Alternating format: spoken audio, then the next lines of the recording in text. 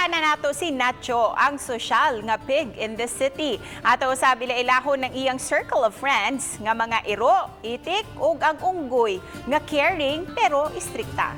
Ani ang report.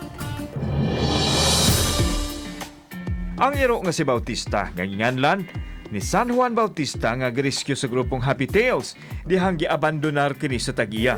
Niwang og grabe na ang kahimtang sa una apan nahatagan kini og maayong pag-atiman ilabi na dihang gialimahan sa pamilyang Garcia. Hinay-hinay nga mibalik iyang kahimsog og miburot na sa katambok. Ang bula mao'y kinaham niyang duwaan uban ang baboy nga si Nacho. Siyempre, dili pod pauwahi si Ninyo ang iro nga na-rescue dapit sa Basilica nga lagsik ug himsog na usab. Si Ninyo dunay katakos nga ma-detect kon muuwan 30 minutos sa dili pa mubundak kay magsigi na kinig paghot.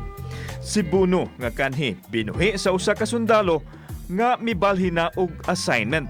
Gisagop usab ug tungod sa sobrang pagpangga miburot na usab siya sa katambok kay abunda sa pagkaon.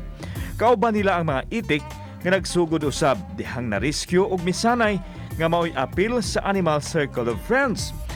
Apan ang bida-bidahan mao si Penelope nga mao'y tighinguto sa mga iro. Apan bantay lang kung walay kuto kay magkatilaw gyud sila og sagpa sa unggoy nga buutan apan maldita.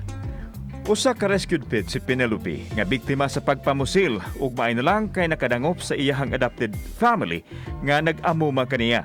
Hayop man apan naghatag sila og kalipay sa mga tao nga nagmahal kanila. Kauban si Cleofer Lumayag, ako si Alan Domingo. Balitang Bisdak.